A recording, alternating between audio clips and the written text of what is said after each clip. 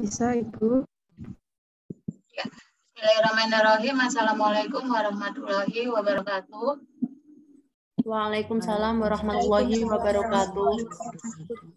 Ya, sebelum kita mulai untuk pembelajaran hari ini, seperti biasa kita mendengarkan dan silakan melafalkan Asmaul Husna juga ya. Beri izin share screen terlebih dahulu.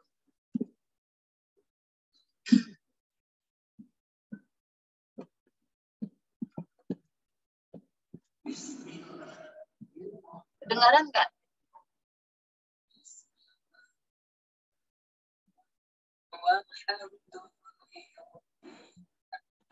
Belum, Ibu.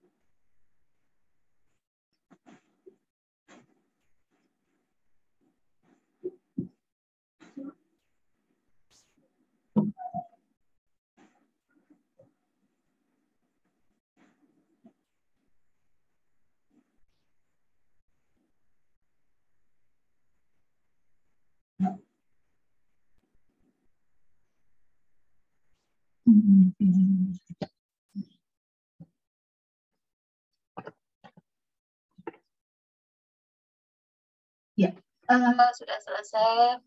Selanjutnya, kemarin kita sudah belajar terkait dengan nilai karakter yang ada di ruang kelas ya, sama di sekolahan. Sudah belum yang di sekolahan? Nilai-nilai karakter yang ada di sekolahan kemarin sudah?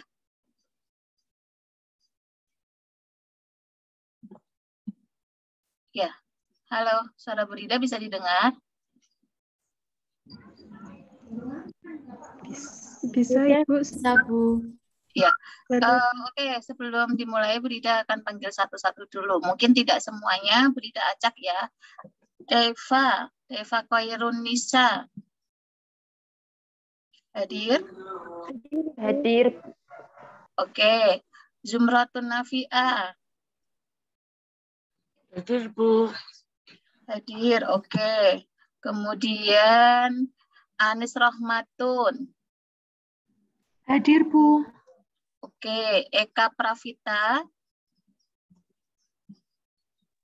Hadir, Bu. Hadir ya. Kemudian Lufiana Apriyati. Hadir, Ibu. Afifatul Hikmah. Hadir, Ibu. Mbak Nadia Nafaduri.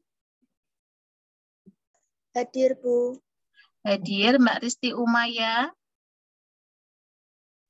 Hadir, Bu. Ari Wicaksono. Hadir, Bu. Oke. Kemudian Ladi Siva Prawira. Hadir, Bu. Oke, hadir semuanya ya, dan on semuanya. Oke, untuk kelompok 3 sudah dipersiapkan hari ini? Sudah, Bu. Sudah ya, kelompok 3 siapa saja? Bu Rida bantu untuk pin.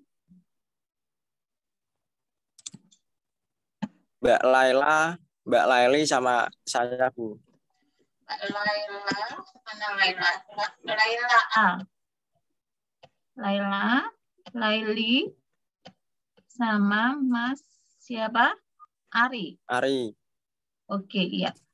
Untuk kelompok 3 sudah siap untuk memaparkan materinya? Siap, siap. Ya, kalau sudah siap dipersilahkan.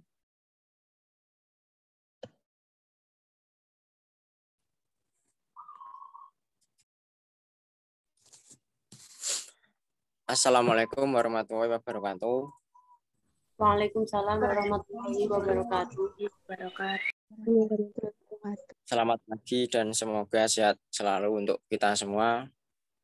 Yang terhormat Ibu Dr. Rida Veronica Kusuma Dewi, SPD MPD, selaku dosen pendidikan karakter SD, serta teman-teman seperjuangan yang senantiasa saya banggakan. Alhamdulillah, puji syukur kehadirat Allah Subhanahu wa taala yang telah memberikan kita nikmat umur, nikmat iman, serta nikmat kesempatan sehingga bisa mengikuti perkuliahan online di masa pandemi ini.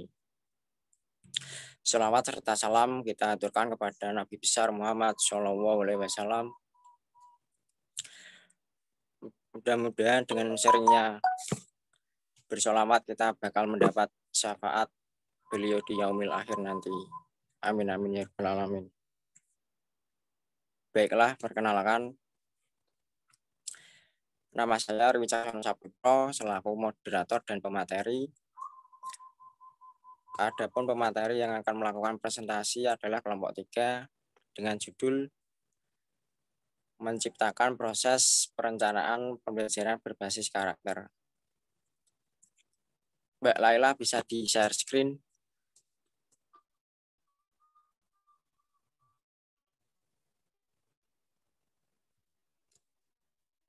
Bisa, Bu.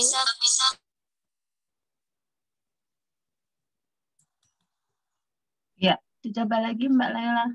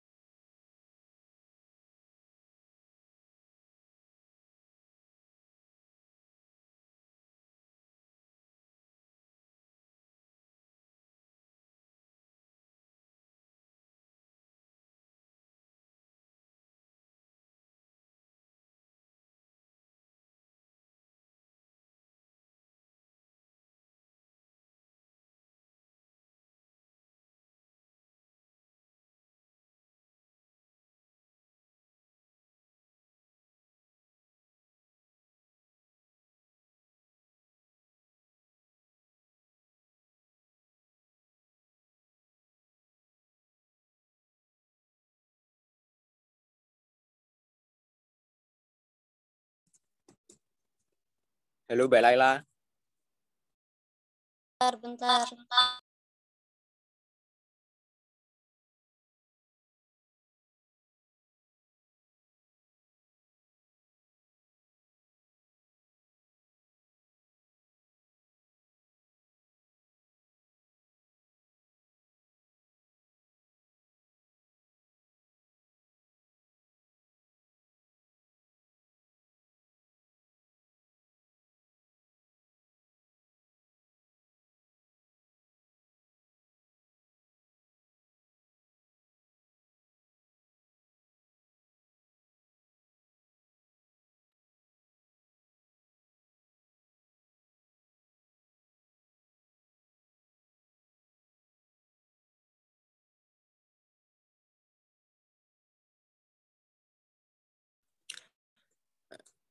Ya, saya lanjutkan kembali.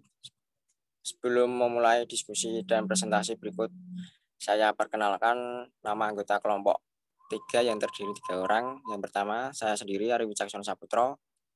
Yang kedua, Mbak Laila Ambarwani. Dan yang ketiga, Mbak Laila Ambarwani. Dalam hal ini, kelompok 3 akan menyajikan materi tentang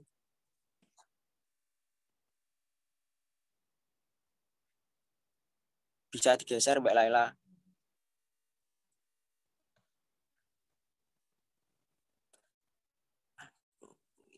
Tentang pengertian perencanaan pembelajaran berbasis karakter. Yang kedua, pembelajaran dan pendidikan karakter. Yang ketiga, pembelajaran berbasis karakter. Yang terakhir, pembelajaran berbasis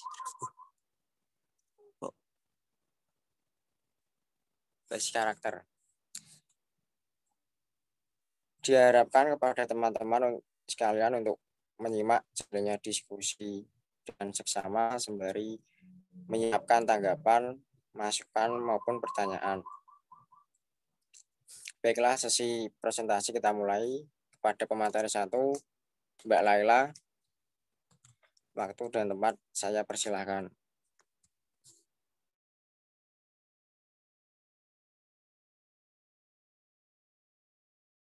Terima kasih.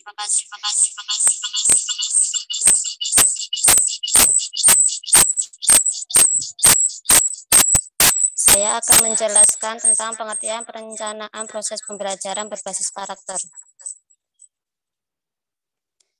Apakah itu perencanaan pembelajaran berbasis karakter?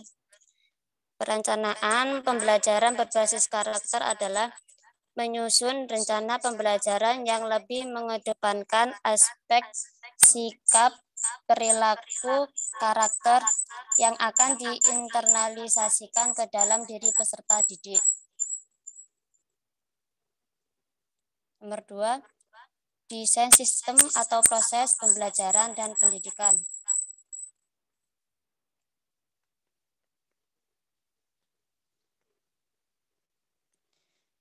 Yang pertama yaitu menyiapkan peserta didik secara psikis dan fisik dalam mengikuti proses pembelajaran. 2, mengajukan pertanyaan-pertanyaan yang mengaitkan pengetahuan sebelumnya dengan materi yang akan dipelajari. 3, menjelaskan tujuan pembelajaran atau kompetensi dasar yang akan dicapai. 4, guru datang tepat waktu. 5, guru mengucapkan salam memasuki ruang kelas. 6, berdoa sebelum membuka pelajaran. 7, mengecek kehadiran siswa. 8, memastikan bahwa setiap siswa datang tepat waktu. 9, menegur siswa yang datang terlambat dengan sopan. 10, mendoakan siswa yang tidak hadir karena sakit atau karena halangan lainnya.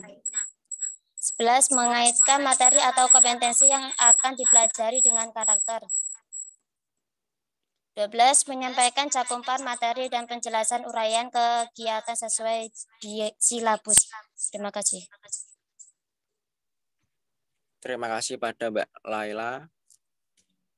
Selanjutnya, kepada pemateri 2, Mbak Laili, waktu dan tempat saya persilahkan.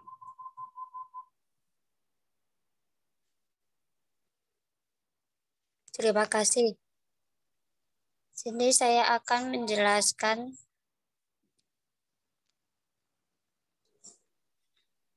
atas apa? Lali. Enggak ini nih. Yaitu desain sistem proses pembelajaran dan pendidikan karakter.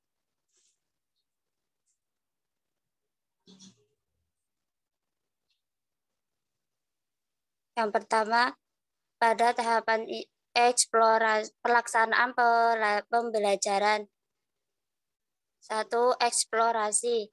Pada tahapan ini, peserta didik diberi peluang untuk memperoleh pengetahuan, keterampilan, dan mengembangkan sikap melalui pembelajaran yang berpusat pada siswa. Yang kedua, elaborasi. Pada tahap ini, peserta didik diberi peluang untuk memperoleh pengetahuan dan keterampilan sehingga pengetahuan, keterampilan, dan sikap peserta didik lebih luas dan dalam.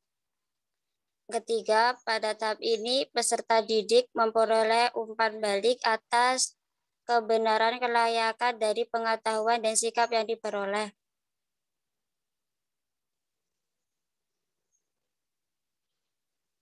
Dua, evaluasi pembelajaran. Evaluasi adalah proses yang sistematis untuk menentukan sampai sejauh mana tujuan program tersebut telah tercapai. 3. Prinsip menurut Sudijono. 1. Prinsip keseluruhan atau komprehensif. 2. Prinsip kesinambungan. 3. Prinsip objektivitas. Terima kasih. Ya, terima kasih pada Mbak Laili. Selanjutnya, yang terakhir saya sendiri. Strategi mengembangkan pembelajaran berbasis karakter.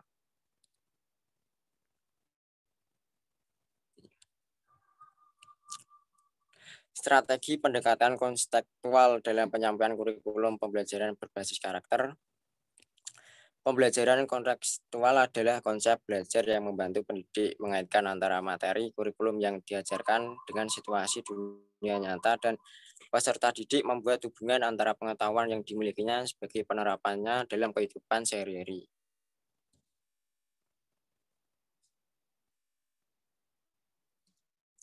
Strategi belajar yang harus diterapkan kepada peserta didik. 1. Menekankan pentingnya pemecahan suatu masalah. 2. Mengakui perlunya kegiatan belajar mengajar dilakukan dalam berbagai konteks.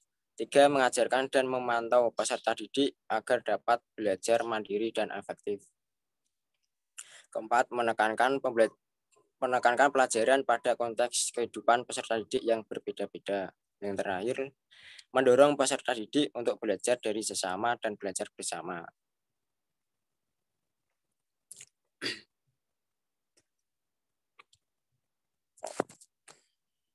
Terima kasih. Selanjutnya presentasi online baru saja usai kita simak. Sekarang kita masuk sesi tanya jawab.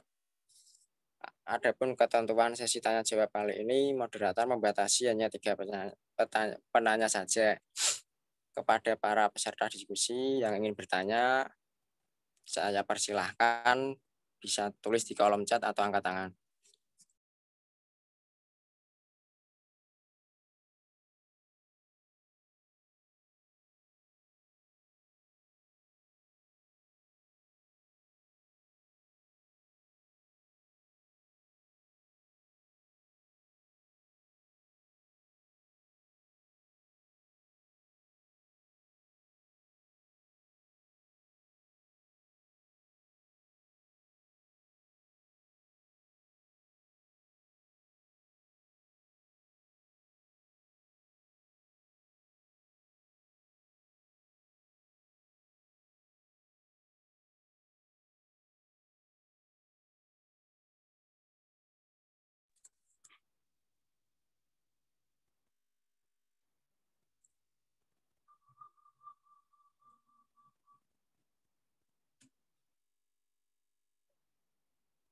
Silakan yang ingin bertanya. Assalamualaikum warahmatullahi wabarakatuh. Izin bertanya kepada kelompok 3. Bagaimana cara guru dalam menekankan pemecahan suatu masalah kepada peserta didik dengan baik? Terima kasih. Terima kasih Mbak Yaida.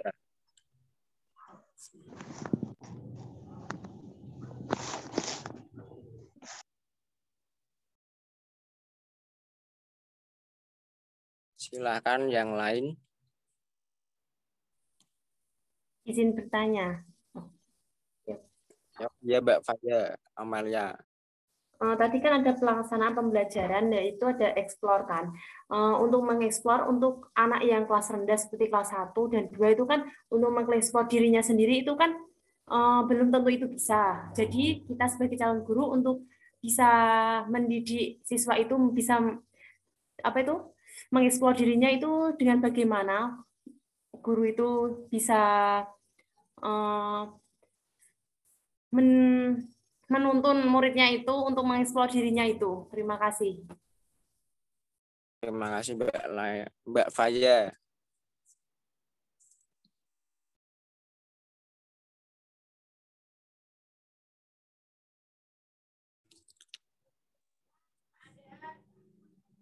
Kepada Mbak Lulu, Assalamualaikum. Saya Lulu Oktaviani, izin bertanya apa saja prosedur evaluasi pembelajaran. Terima kasih. Terima kasih Mbak Lulu atas pertanyaannya. Baik, pada teman-teman sekalian, kami dari kelompok 3 meminta waktu sebentar untuk berdiskusi.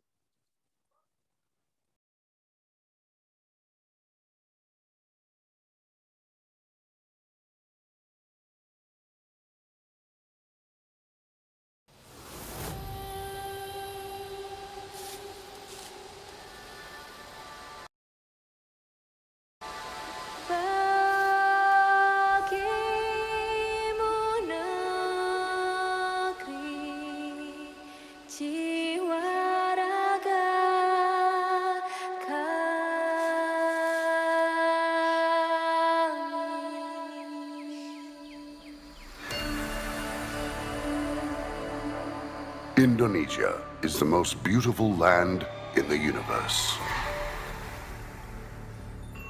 The land where we were born. The nation where we grew up.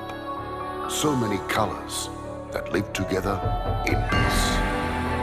With 1,000,000 timeless treasures. With an abundance of natural wealth. Indonesia is not just wonderful. Indonesia is a wonderland. Kota baru gunungnya bermegah, bermegah, bermanapun di Sangkara, bermanapun di Sangkara. Katamu lawanlah Adinda, Adinda iman di dadara, Samalayang iman di dadara, Samalayang.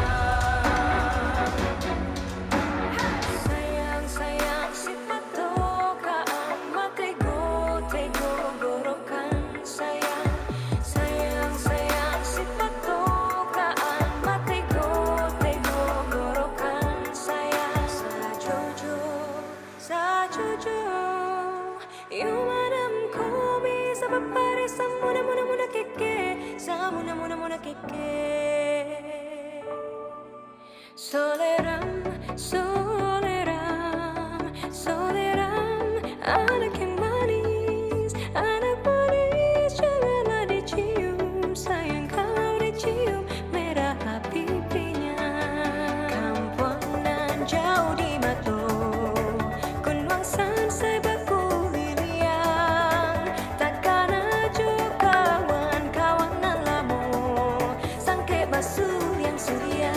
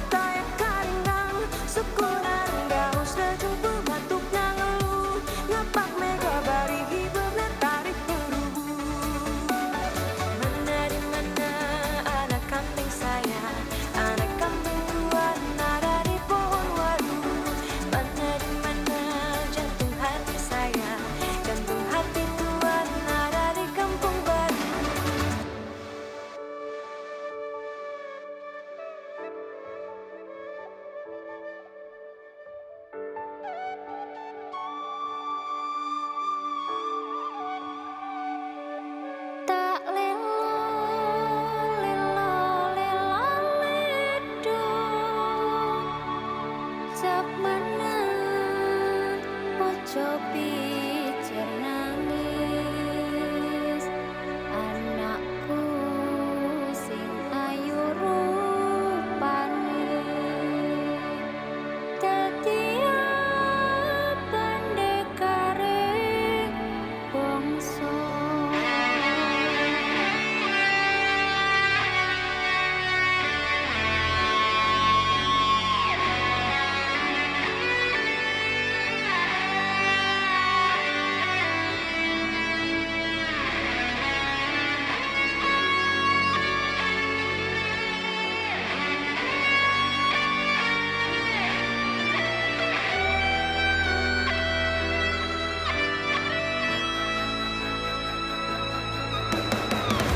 Proklamasi kami bangsa Indonesia dengan ini menyatakan kemerdekaan Indonesia. Hal-hal yang mengenai pemindahan kekuasaan dan lain-lain diselenggarakan dengan cara saksama dan dalam tempo yang sesingkat-singkatnya. Jakarta, 17 Agustus 1945, atas nama bangsa Indonesia, Soekarno Hatta.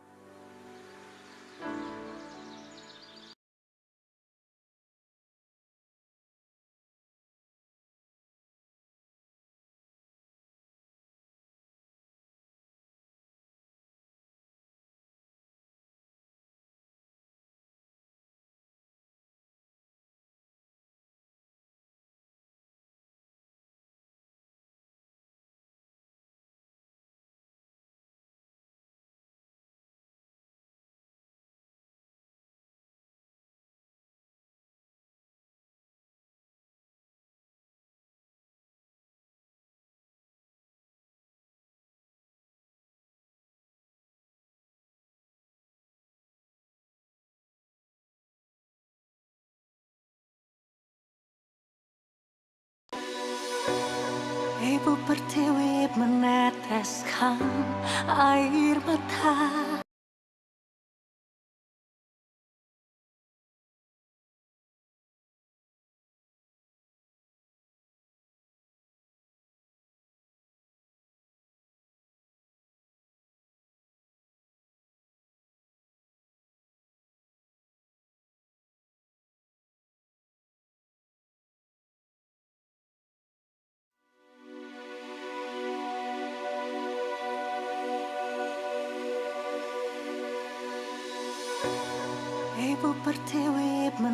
meneteskan air mata, merah putih merintih tak kuasa. Kini putra-putrimu sedang berdoa demi nusa dan bangsa. Hapuslah kesedihan dan derita, hapuslah kesedihan dan derita. Bersatulah untuk Indonesia.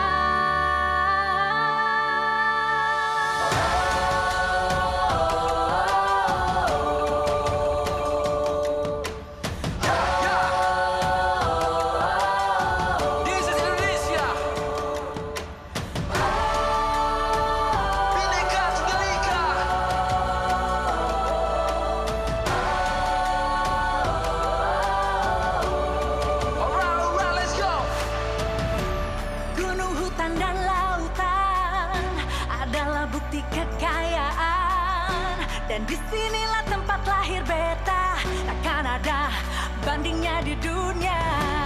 Indonesia Raya, hiduplah Indonesia Raya. Selama mentari masih menyinari dunia, teruslah lindungi negeri tercinta. Merah darahku, putih tulangku, tanah airku, tanah tumpah darahku. Indonesia, merah darahku, putih tulangku, tanah airku, tanah tumpah darahku. Indonesia, untukmu negeri kami berbakti, demi Garuda terbang tinggi. Don't ever lose hope, tunjukkan suara kita, jangan lupa sila ketuhanan yang Maha Esa. Asia, jangan pecah belah, kami harus terus bersatu. Bhinneka Tunggal Ika, harga mati, harga mati. merah darahku, putih tulangku, tanah airku, tanah tumpah darahku. Indonesia, merah darahku, putih tulangku, tanah airku, tanah tumpah darahku. Indonesia, merah darahku, putih tulangku, tanah airku, tanah tumpah darahku. Indonesia, merah darahku, Indonesia, putih tulangku, tanah airku,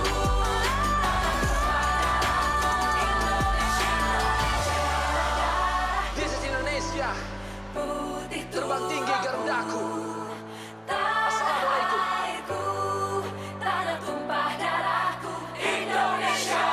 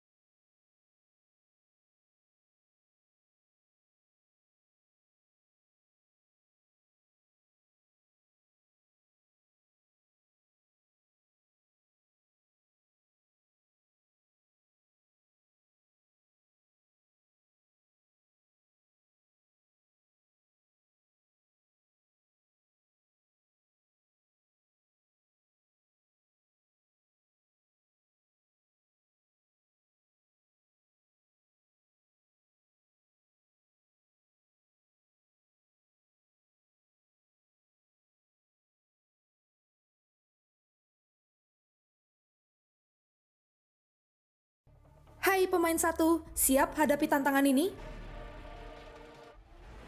Masuki Valorant dan main sebagai salah satu agen global.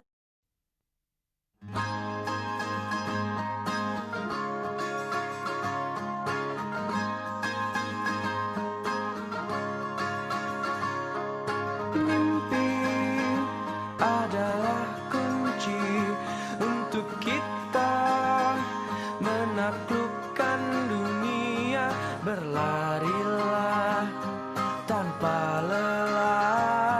sampai engkau meraihnya. Laskar pelangi takkan terikat waktu. Bebaskan mimpimu di angkasa, warnai bintang di jiwa.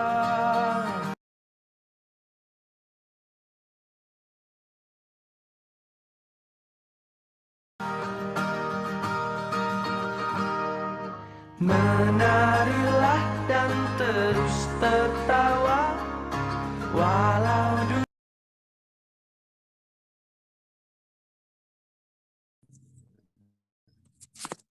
Maaf teman-teman menunggu lama. Langsung saja pada Mbak Laila akan menjawab pertanyaan dari Mbak Faya.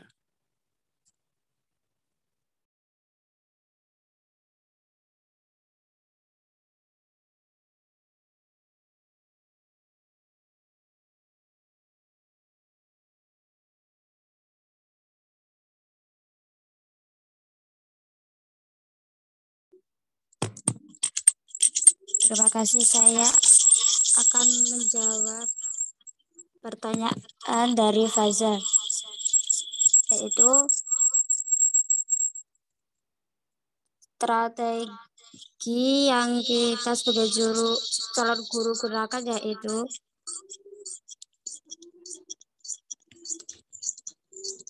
yang pertama, melibatkan peserta didik mencari informasi yang luas dan dalam tentang topik atau tema materi yang akan dipelajari dengan menerapkan prinsip alam tak kembang jadi guru dan belajar dari aneka sumber. 2. Menggunakan beragam pendekatan pembelajaran, media pembelajaran, dan sumber belajar lain. 3. Memfasilitasi terjadinya interaksi antar peserta didik, antara peserta didik dengan guru, lingkungan, dan sumber belajar lainnya. 4. Melibatkan peserta didik secara aktif dalam setiap kegiatan pembelajaran. 5. Memfasilitasi peserta didik melakukan percobaan di laboratorium, studio, atau lapangan.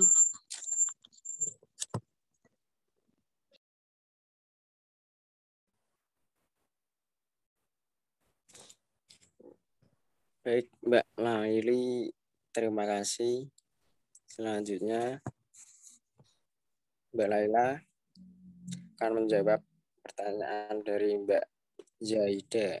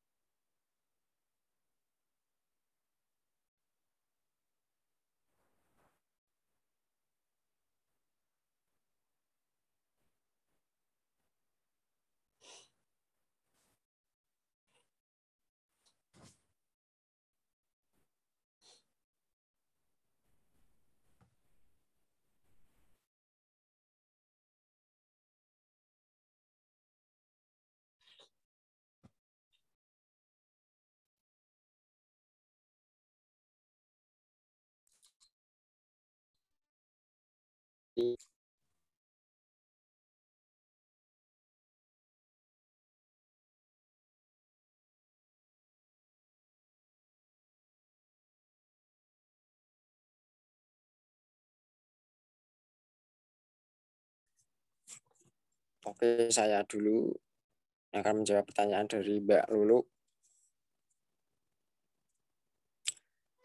Prosedur evaluasi pembelajaran. Pelaksanaan evaluasi harus mengacu pada prosedur yang ada. Prosedur adalah suatu tata cara kerja atau kegiatan untuk menyelesaikan pekerjaan dengan urutan waktu dan memiliki pola kerja yang tetap yang telah ditentukan. Oleh karena itu, prosedur evaluasi pembelajaran sangat diperlukan.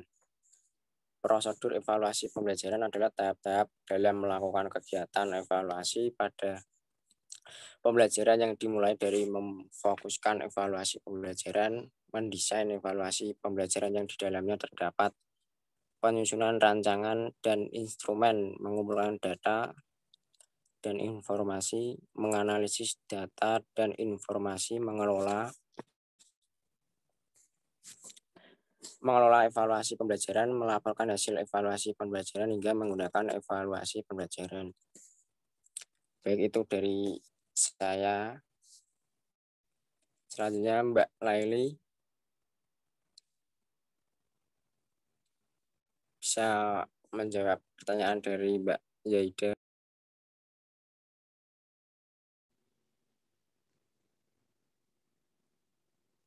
Di sini saya akan menjawab pertanyaan dari Zaida. Cara guru dalam menekankan pemecahan suatu masalah kepada peserta didik dengan baik, yaitu menyampaikan perhatian kepada siswa yang mengalami kesulitan dalam belajar, menggunakan media pembelajaran, memberikan tugas dan latihan agar siswa mau belajar secara mandiri, dan mengarahkan siswa belajar dalam kelompok. Sekian, terima kasih. Terima kasih pada Mbak Laili. Oh, pada Mbak Laila, maaf. Baik, pada teman-teman, pertanyaan sudah terjawab semua. Disilakan pula kepada teman-teman yang ingin menanggapi atau menambahkan. Saya persilahkan.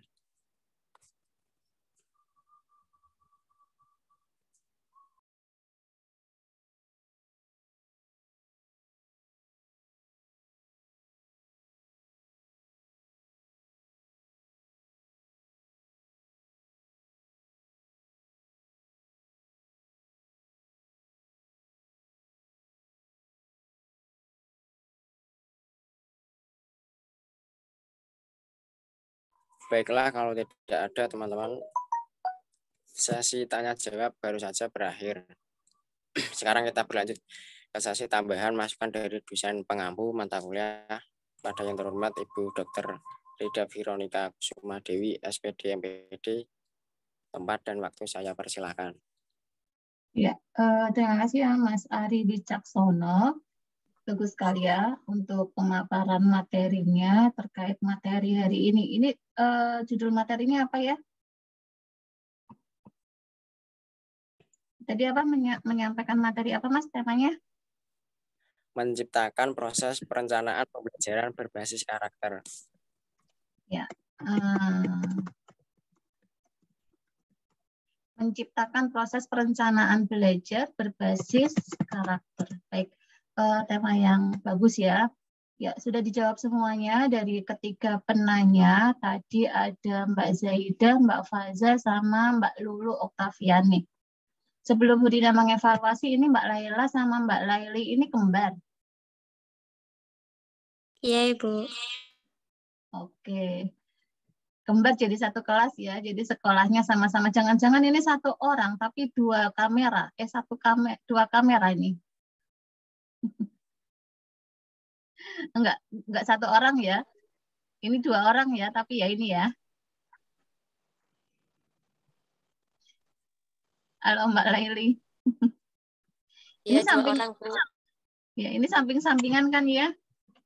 Terlihat karena background belakangnya itu sama. Takutnya Bu Rida ini satu orang yang kuliah, satunya lagi disuruh ngapain kayak gitu. Karena kan kembar. Oke, Bu Rida akan mengevaluasi terkait dengan materi hari ini. Jadi, ketika kita menciptakan suatu proses perencanaan belajar, itu memang benar bahwa sebuah proses pembelajaran itu tidak luput atau tidak jauh dengan yang namanya perencanaan pembelajaran. Kayak gitu. Bagaimana kita untuk merencanakan suatu pembelajaran di sekolah atau di kelas, seorang guru itu seperti apa? Rencana kita itu seperti apa? Jadi guru itu kan punya planning tuh yang namanya oh besok saya akan mengajarkannya matematika.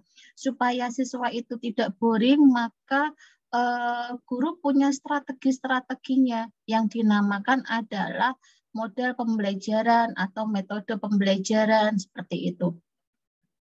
Jadi punya strategi-strategi dalam memberikan pelajaran yang ada di kelas. Sehingga proses pembelajaran itu dapat berlangsung dengan baik. Misalkan menggunakan model pembelajaran, tidak asal kita, oke lah anak-anak kita akan belajar terkait dengan KPK. Kita akan ini menggunakan model jigsaw misalkan seperti itu. Nah, guru harus paham dulu model jigsaw itu yang seperti apa. Kalau guru tidak paham terkait dengan sintaks atau tahu ya sintaks ya. Sintaks itu adalah langkah-langkah pembelajaran. Langkah-langkah pembelajaran di dalam model jigsaw itu tadi, maka suatu pembelajaran itu tidak akan tercapai. Model jigsaw itu tidak akan tercapai. Di model jigsaw itu kan ada yang namanya yang siswa dibentuk ke dalam kelompok itu dulu. Nah, 1, 2, 3, 4, 5. Misalkan siswa 1, 2, 3, 4, 5 kelompok A. Terus kelompok B 1, 2, 3, 4, 5. Itu kelompok B. Nah, dari kelompok A dan kelompok B, siswa 1 itu berkumpul dengan siswa 1. Itu namanya ahli. Kayak gitu, siswa ahli. Kemudian ketika sudah mendapatkan, misalkan nih, Bu Rida, kelompoknya ini Mbak Laili, Mbak Laila. Ini Mbak Laili nomor 1, Mbak Laila nomor 2. Terus kelompoknya Mbak Faza itu adalah Mbak Elda sama Mbak Malva. Nah, Mbak Elda itu nomor 1, Mbak Malva itu nomor 2. Nah, itu adalah suatu kelompok kecil. Nah, ketika itu diberikan tugas, silakan nanti Mbak Laili ini mengerjakan soal nomor 1. Mbak Elda juga mengerjakan nomor 1. Jadi orang yang mendapatkan soal nomor 1 itu berkumpul menjadi 1. Itu namanya tim ahli. Kemudian setelah itu kembali ke kelompok asalnya untuk mengajari ini loh caranya nomor 1 ini seperti ini, hasil dari diskusi dari kumpulan kelompok ahli itu tadi. Nah, itu guru harus mampu merencanakan terlebih dahulu. Proses perencanaannya itu yang seperti apa, kayak gitu, sehingga proses pembelajaran itu berjalan dengan baik. Nah, tidak hanya pembelajaran saja, tentunya yaitu dengan prosedur penilaian juga, prosedur evaluasi. Nah, kita tidak bisa asal menilai ke siswa di dalam proses pembelajaran. Di awal waktu itu, Bu Rida pernah meminta kalian untuk mencari indikator-indikator karakter kan ya, definisi dari karakter religius itu apa, kemudian indikatornya apa, kemudian dituangkan ke dalam sebuah pertanyaan atau pernyataan kayak gitu, ya kan? Nah itu nanti kemudian kita amati ke siswanya. Nah itu juga merupakan dari evaluasi prosedur evaluasi pembelajaran itu tadi. Nah prosedurnya itu tadi kan yang pertama adalah kita harus merumuskan suatu tujuan itu tadi. Tujuan dilaksanakan evaluasi. Nah, tujuannya itu apa? Kayak gitu. Kita akan mengevaluasi terkait karakter apa, misalkan kayak gitu. Oh, karakter religius. Kemudian yang kedua, kita menetapkan aspek-aspek yang akan dievaluasi. Nah, kira-kira aspek-aspek yang akan dievaluasi itu yang seperti apa? Kalau tadi kan karakter ya, yang pertama ya, oh berarti ini karakternya siswa nih. Berarti apa saja yang harus diamati karakter-karakter siswanya itu tadi. Kayak gitu. Tingkah lakunya, terus kebiasaannya, atau yang di dalam kelas itu yang proses pembelajarannya atau apa sesuai dengan tujuan yang kita terapkan tadi di awal. Kemudian yang ketiga itu adalah memilih dan menentukan teknik yang akan dipergunakan di dalam pelaksanaan evaluasi. Nah, tekniknya itu menggunakan apa kita di dalam mengevaluasi anak itu tadi, di dalam melihat aspek-aspek itu tadi. Kalau di dalam pembelajaran mungkin kita evaluasinya tekniknya adalah dengan teknik tes. Tapi kalau kita melihat karakter siswa atau kita akan menilai karakter siswa, berarti kita menggunakan teknik seperti apa? Tes atau non-tes? Non-tes. Betul sekali. Ya, kita akan menggunakan teknik dalam penilaian itu adalah dengan non-tes. Nah, non-tes itu yang seperti apa? Dengan observasi, kemudian dengan interview atau wawancara, atau kita juga dengan menyebarkan angket. Kayak gitu. Nah, kemarin sudah disuruh Bu Rida ya, kalian silahkan sebar angket atau kalian observasi sekaligus mewawancarai. Nah, itu juga termasuk dari prosedur penilaian itu tadi. Kita tentukan nih tekniknya. Kalau kognitif berarti kita menggunakan teknik tes. Tapi kalau afektif, psikomotor, kita menggunakan teknik non-tes. Kemudian yang keempat itu adalah menyusun alat-alat pengukur. Artinya gini, menyusun alat-alat pengukur yang akan digunakan kita dalam pengukuran penilaian tadi. Jadi kemarin kan sudah membuat pernyataan atau pertanyaan ya, jawabannya ya atau tidak kayak gitu. Nah, kita buat nih alat pengukurnya. Ketika itu za berarti itu mendapatkan skor 1 misalkan atau 2 atau 3. Itu terserah kita. Yang penting kita konsisten. Nah, ketika tidak berarti nilainya 0 atau 1. Nah, kita tentukan alat-alat ukurnya itu tadi kayak gitu atau rating skalanya. Paham ya sampai sini ya. Kemudian yang kelima, setelah kita menentukan alat ukur itu tadi, kita sudah tuh membuat angketnya, kemudian kita buat pedoman penskorannya, namanya itu pedoman penskoran alat pengukur itu ya. Terus kemudian yang kelima adalah menentukan tolok ukurnya kayak gitu. Tolok ukur di sini itu sebagai misalkan kayak KKM. Kalau dievaluasi itu kan kalau yang kognitif itu seperti KKM. Jika siswa nilainya itu 70, maka mereka itu sudah sudah dikatakan berhasil karena melebihi KKM kayak gitu. Itu tolok ukurnya. Nah, tapi kalau di dalam karakter berarti kita membuat tolak ukurnya itu yang seperti ini.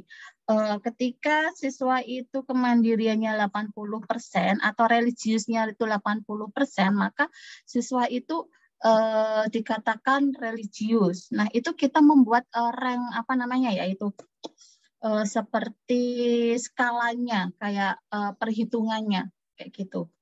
Itu yang kita gunakan untuk melihat, oh siswa ini tuh sudah religius, siswa ini tuh belum religius, siswa ini religiusnya cukup, siswa ini religiusnya sedang, kayak gitu. Itu tolak ukurnya. Jadi kita membuat tolak ukurnya itu tadi.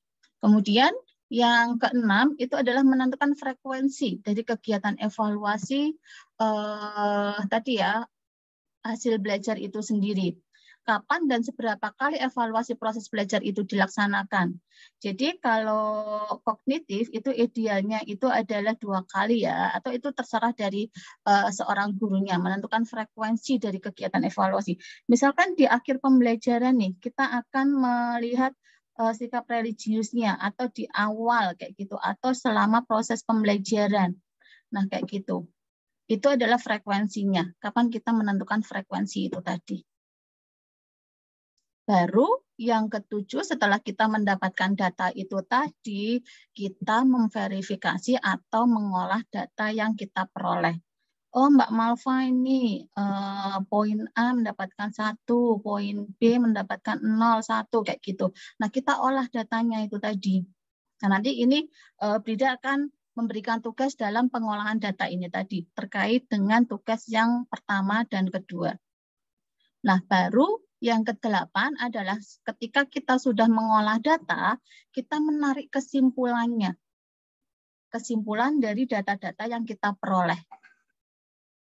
Siswa A berarti tadi ya, yang Brida katakan tadi, sikap religiusnya sangat baik. Siswa B, sikap religiusnya sangat baik. Ada nggak ya dari beberapa responden itu sikap religiusnya itu buruk? Nah, kita lihat, kita simpulkan kayak gitu. Itulah ya yang namanya prosedur dalam pembelajaran. Terus yang terakhir adalah ketika kita sudah menyimpulkan, maka kita tahu bagaimana solusinya.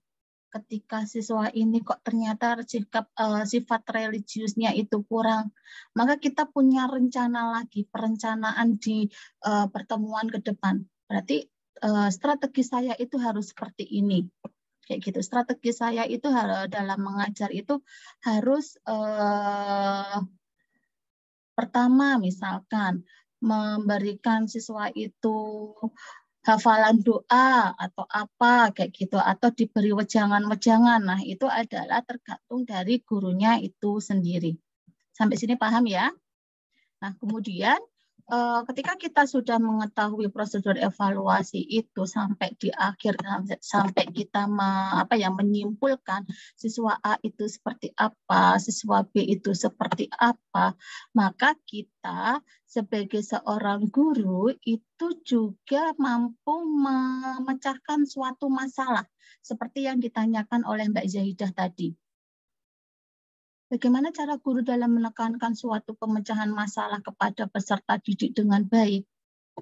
Nah, itu tadi dari proses prosedur prosedur evaluasi itu tadi, di kesimpulan di akhirnya itu tadi, guru kan punya tuh trik-trik bagaimana memecahkan suatu masalah siswa itu tadi.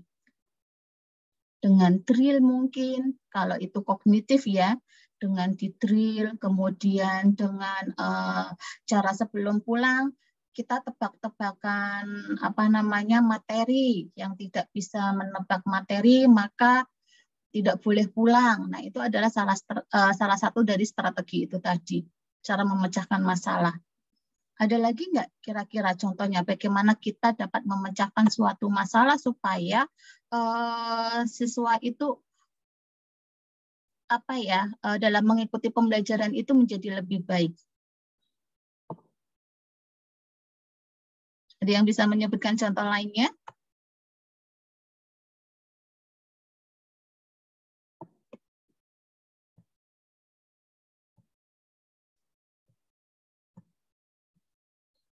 Ya, ada yang bisa menyebutkan contoh lainnya?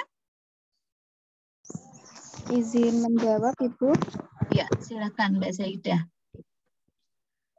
Contohnya seperti guru lebih dekat dengan siswa, ditanyakan pelajaran mana yang masih kurang. Setelah itu jika siswa sudah mulai berbicara atau mengutarakan pendapatnya, guru bisa mendorong siswa untuk terus memberikan pendapatnya. Setelah itu guru bisa memberikan apresiasi dari yang terkecil seperti memberikan ujian begitu. Ya, betul sekali ya. Kecuali dengan drill, dengan pembiasaan, hereditas itu tadi atau kebiasaan itu tadi, guru juga mendampingi siswa itu tadi ya, mengetahui masalah-masalahnya terlebih dahulu seperti Mbak Zahidah tadi yang katakan kayak gitu. Setelah itu baru guru dengan cara pendekatan ke siswanya itu tadi itu boleh kayak gitu. Jadi memang seorang guru itu tidak waton mengajar. Itu kembali lagi ke materi kemarin, yaitu kenapa guru itu harus atau wajib memahami karakter setiap peserta didiknya. Kayak gitu. Sehingga setiap ada permasalahan dari peserta didiknya, guru mampu ini memecahkan suatu masalah si A, si B, si C. Kayak gitu. Ya, betul sekali ya Mbak Zaidah ya. Nah, baru ketika siswa itu tidak mampu mengeksplor dirinya, mengeksplor dalam arti itu mereka tidak berani menjawab pertanyaan yang diberikan oleh gurunya, kemudian mereka itu tidak berani disuruh praktek kayak gitu, disuruh praktek itu siswa tidak aktif kayak gitu ya. Nah, itu bagaimana sikap seorang guru, yaitu tadi, yaitu metodenya, metode dalam pembelajarannya, perencanaannya kita dalam mengevaluasi itu harus jelas, perencanaan pembelajarannya. Jadi guru menjadi penyemangat si siswa itu tadi, supaya siswa misalkan disuruh menggambar kubus, kalau di dalam matematika ya, Ayo anak-anak, kalian pernah melihat Rubik enggak? Atau Lego ya? Namanya Lego atau Rubik ya itu ya, yang seperti kubus itu. Itu apa? Sepertinya sama. Oh, sama aja. Ada Lego yang- sama Rubik sama aja ya. Ada yang mengatakan Lego, ada yang mengatakan Rubik. Takutnya kalau Lego itu yang persegi panjang. Yang seperti kubus itu ya bentuknya ya. Ayo anak-anak silahkan. Kalian tahu nggak yang namanya Rubik? Nah, silahkan kalian gambar. Nah, jadi tuh kita hadapkan sebuah kenyataan terlebih dahulu. Oh, inilah gambar Rubik kayak gitu. Dihadapkan ke siswa, siswa disuruh menggambar. Nah, ketika digambar, nah coba lihat di Rubiknya itu ada berapa persegi. Nah, kita hitung 1, 2, 3. Berarti setiap satu persegi itu mewakili 1 cm. Misalkan seperti itu. Atau setiap satu persegi itu mewakili 5 cm. Maka buatlah panjang rusuknya itu adalah 3 kali 1. Misalkan kalau 1 kubiknya itu adalah 1 cm, 3 cm. Nah, mereka mengeksplor, menggambar, kita pandu. Kayak gitu. Jangan dibiarkan saja. Kalau anak-anak yang cuek kayak gitu, ya wis lah, gambar sakarepe dhewe kayak gitu, tanpa arahan kayak gitu. Tapi seorang guru adalah memandu supaya siswa itu benar-benar paham. Nah, ketika sudah jadi tuh ya gambar kubusnya, baru, nah ini coba Legonya kita lepas satu persatu, misalkan seperti itu. Nah, kira-kira ada berapa potongan Lego? Itu yang dinamakan volume, misalkan kayak gitu. Jadi guru tidak menjawab dulu, tapi siswanya yang menjawab. Ini Bu, ada berapa potongan ini Bu? Nah, itu kalau kita masukkan ke dalam rumus matematika, maka terjadilah rumus bla bla bla bla bla kayak gitu. Nah, kalau siswa itu berhasil menjawab, maka kita berikan apresiasi. Seperti teorinya siapa waktu semester teorinya siapa kemarin di pendidikan matematika? Ketika pembelajaran kita harus memberikan apresiasi. Selain apresiasi juga diberikan punishment atau hukuman kayak gitu. Ada ya teorinya ya. Nah, itu juga menyangkut dengan teori-teori itu tadi. Itulah gunanya guru atau pendidik itu adalah dalam merencanakan suatu proses pembelajaran. Itu tadi supaya proses pembelajaran itu berjalan dengan baik. Seperti itu. Ada pertanyaan lagi? Nah, ini mungkin ini adalah hasil dari misalkan seperti evaluasi pembelajaran tadi ya. Frida akan menampilkan salah satu jawaban dari teman kalian sebentar. Nah, contohnya seperti ini. Frida download dulu.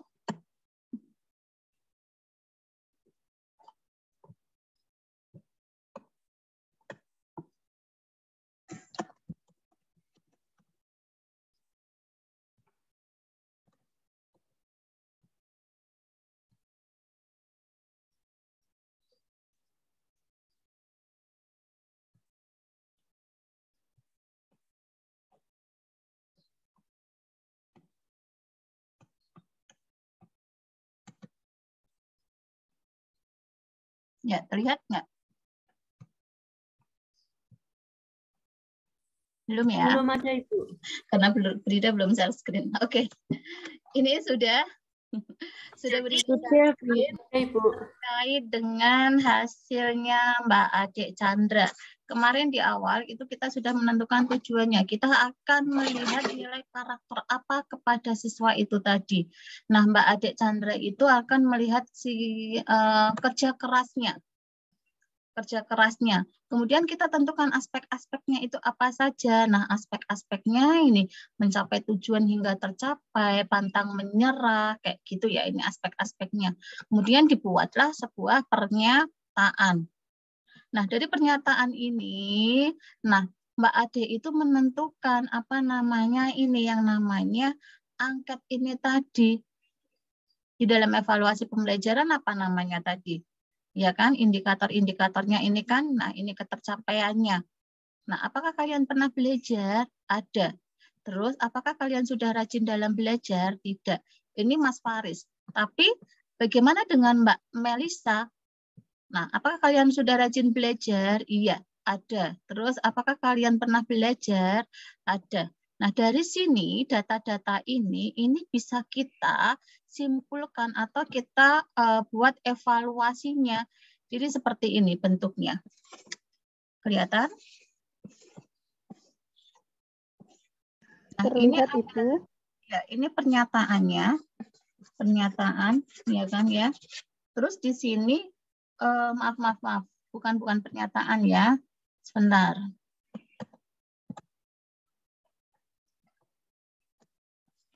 Ya. Di sini adalah responden. Ini responden ya. Responden. Terus di sini adalah pernyataan. Kayak gitu, pernyataan. Ini responden 1, 2, 3. Nah, tadi ada berapa responden Mbak Adik kira-kira kayak gitu. Nah, jumlah pernyataannya itu ada 5. 1, 2, 3, 4, 5. Kayak gini. Ini kan ya. Nah, kita lihat nomor 1. Nah, nomor 1 tadi kan jawabannya sepertinya ya. Nah, kalau ada berarti, nah ini hilang lagi. Kalau ada berarti kita kasih nilai berapa Mbak Ade ini? Rencananya, oh ini ada 10 pernyataan ya. Kalau ada berarti dikasih nilai berapa? Misalkan 1, berarti responden 1 itu ada nilainya 1.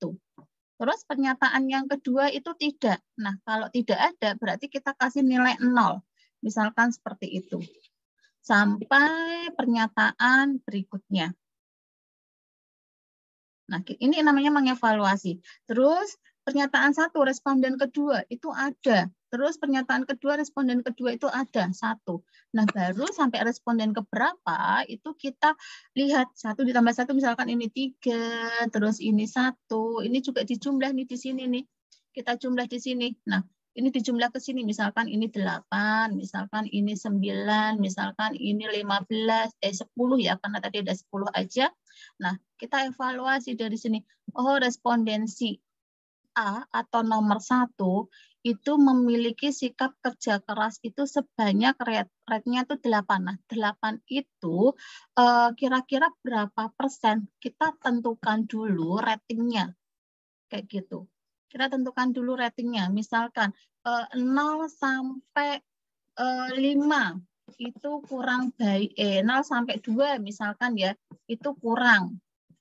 Terus 3 sampai ini berapa? 0 sampai 2 itu kan 2, 3, 4, 5. 3 sampai 5. Berarti ini dikatakan cukup kayak gitu. Misalkan seperti ini. Terus 5 sampai 7 dikatakan baik. Terus 8 sampai 10 dikatakan sangat baik. Misalkan kita seperti ini. Nah, dari sini maka kita bisa mengevaluasi. Oh, si responden nomor 1 itu terletak di nomor 8. Berarti memiliki sikap kerja keras yang sangat baik. Nah, sangat baiknya itu kira-kira yang seperti apa? Digali lagi nggak sama Mbak Adek Chandra ketika Mbak Adek Chandra itu melakukan observasi itu tadi, ketika memberikan angket kayak gitu. Kira-kira sangat baiknya itu menonjolnya itu di mana? Nah, itu dijabarkan lagi. Itu yang nantinya akan menjadi sebuah kesimpulan. Misalkan kok ada responden itu kok cukup. Nah, pada rate ini 3 sampai 5 cukup. Kenapa kok sampai cukup? Kenapa berbeda dengan siswa-siswa yang lainnya kayak gitu. Nah, kita kaji siswa itu tadi kayak gitu. Jadi di dalam pengambilan data kita selain mereka disuruh ngisi atau kita mengisi, tapi kita juga melakukan wawancara. Supaya data itu ketika ini kita dapatkan, kita bisa menganalisisnya. Oh, tadi saya menanyakan si A nih, mereka itu malas nih dalam mengerjakan mengerjakan tugas karena mereka tidak bisa dengan tugas yang diberikan oleh guru. Terus mereka itu masih sakit atau kenapa? Nah, itu akan ada beberapa alasannya. Itu yang kita buat sebagai kesimpulan. Paham ya sampai sini ya? Nah, dari kesimpulan-kesimpulan itu tadi, maka si guru itu punya strategi. Siswa A, siswa B, siswa C. Ternyata yang masih lemah ini siswa C. Nah, bagaimana strategi seorang guru untuk menghidupkan suasana pembelajaran yang kira-kira menciptakan pembelajaran yang baik gitu tadi. Nah, itu tadi dengan drill, dengan pendekatan seperti yang tadi Mbak siapa tadi katakan ya. Mbak siapa tadi ya yang katakan ya, Mbak Zahidah kayak gitu. Itu evaluasi dari Ibu, ada pertanyaan?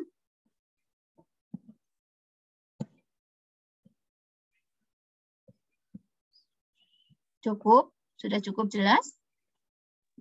Sudah, Ibu. Sudah cukup jelas ya. Jadi nanti tugasnya adalah silahkan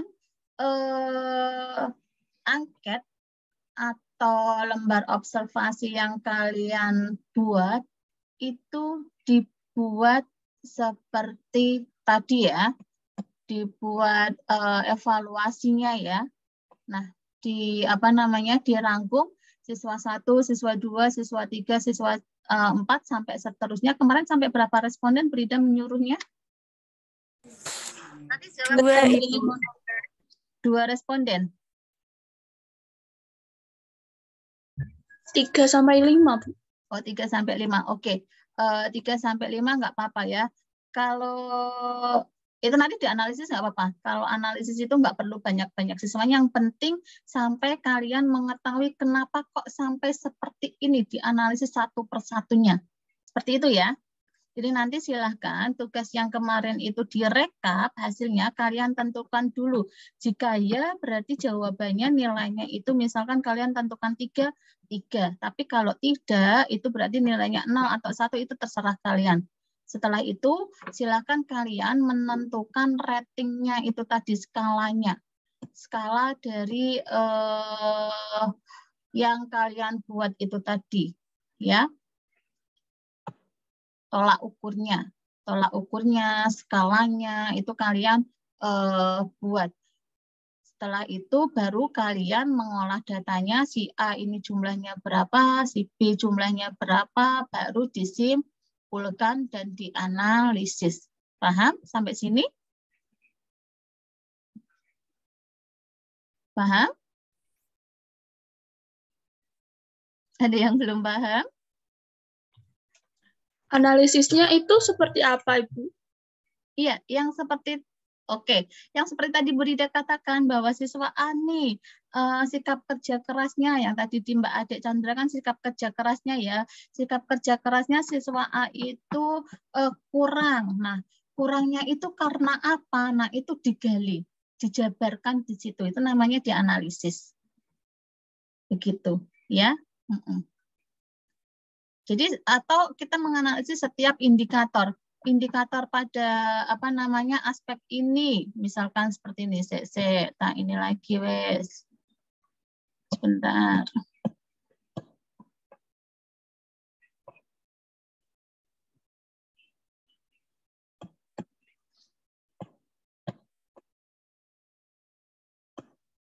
Kelihatan?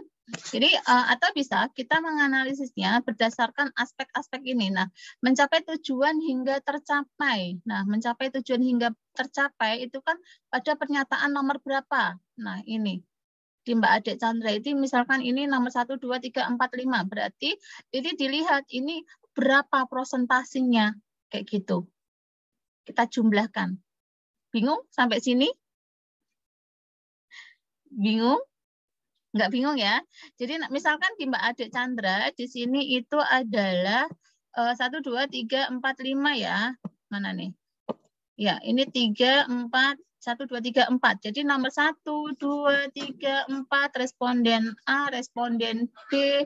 Ini kita lihat nih, jumlahnya itu berapa? Kayak gitu. Nah, jumlahnya misalkan 4. Ini misalkan 3.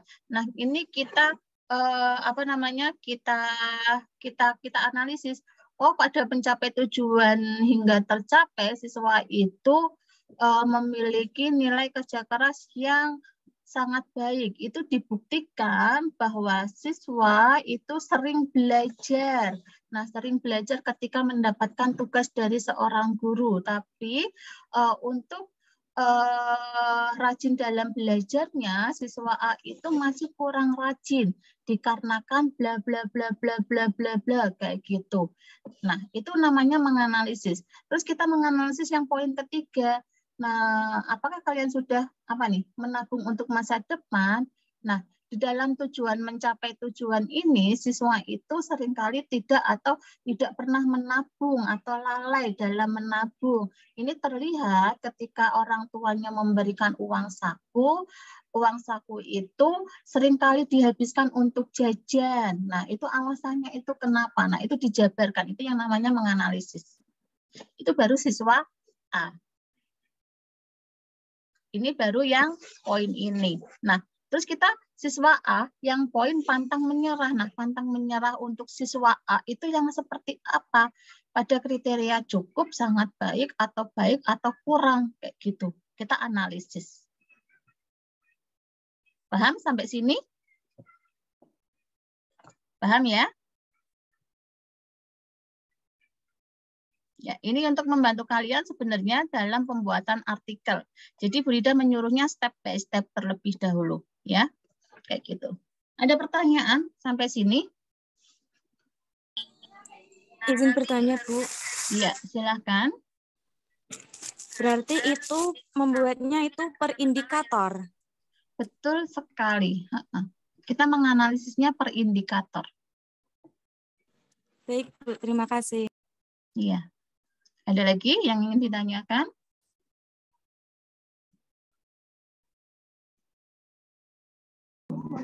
Izin bertanya, Ibu. Iya, silakan Mbak Zaidah.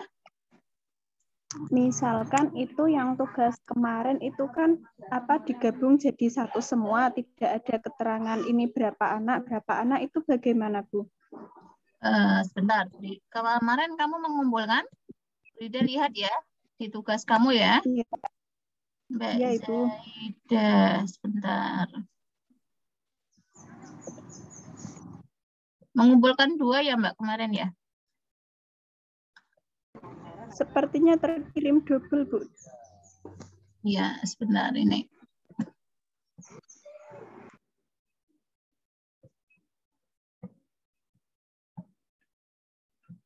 Seperti ini.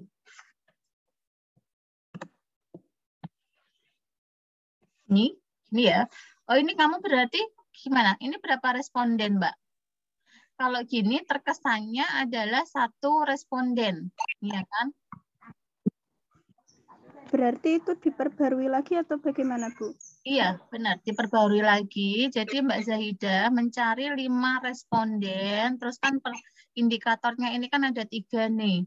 Indikatornya ada 3. Nah, pernyataan setiap indikator pertama, pernyataannya 1. Indikator kedua, pernyataannya 2. Indikator ketiga, pernyataannya 2. Oke. Nah, itu respondennya. Kalau ini Bu Rida melihat respondennya hanya 1. Jadi, tentukan dulu di sini. Ini yang menjawab ini tuh siapa? Mbak Zahidah, Mbak Malva, Mbak Naili, Mbak Naila, atau Bu Rida. Kayak gitu. Ya. Baru nanti kita bisa menganalisis, oh Bu Rida ternyata nih pada indikator ini tuh masih kurang. Pada indikator yang kedua ini sudah cukup. Nah itu kenapa cukupnya, kenapa kurangnya, kita analisis. Kayak gitu. Ya.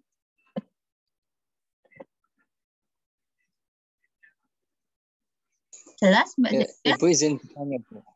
Ya, silakan Mas Sabar. Itu Zahidah udah selesai, Bu? Atau belum? Ya, Mbak Zaidah bagaimana? Sudah jelas, Ibu. Terima kasih. Jelas ya. Baik. Ya, silakan Mas Sabar. Izin bertanya, Bu. Kan ada pernyataan yang jika dijawab tidak, itu jawaban yang diinginkan atau benar. Nah, sementara kan tadi kalau untuk jawaban ya itu nilainya berapa? Mungkin 2 atau 1 jawabannya kan tadi benar, sementara yang tidak itu bukan jawaban yang diinginkan. Lantas itu nanti bagaimana, Bu? Ya, Oke, makasih Mas Sabar, pertanyaan yang bagus ya. Jadi ada yang namanya pertanyaan positif dan ada yang namanya pertanyaan negatif. Kayak gitu kan ya. Jadi sebenarnya pertanyaan negatif itu untuk memancing atau ibaratnya itu menjebak, pertanyaan jebakan, istilahnya seperti itu. Nah, kalau kita yang menginginkan bahwa dia itu sebenarnya harus, apakah saya pernah mencuri, misalkan seperti itu, iya kan? Siswa menjawab iya. Nah, padahal mencuri iya itu kan sifat yang jelek, maka iya itu nilainya adalah 0. Kalau tidak, berarti nilainya 1. Seperti itu. Ya, jadi bisa kalau ada pertanyaan atau pernyataan seperti itu, kita balik nilainya. Yang menjadi keinginan jawaban kita selagi itu yang tadi yang Brida katakan, apakah kalian pernah mencuri? Kok siswanya menjawab iya? Padahal tadi Brida mengatakan ya itu 1. Nah, untuk soal yang seperti ini atau pernyataan seperti ini berarti za itu nilainya adalah 0. Kayak gitu. Itu namanya pernyataan negatif. Gitu nggih? Ya. Sudah jelas Mas Sabar? Sudah, Bu. Terima kasih, Ya. Bu.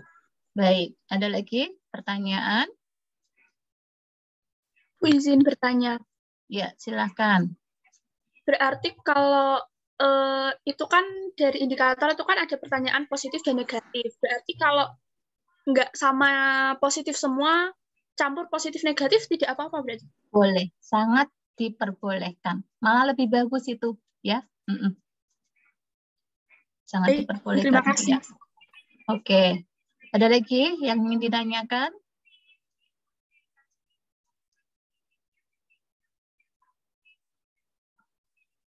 Sudah paham semuanya ya? Sudah jelas semuanya ya?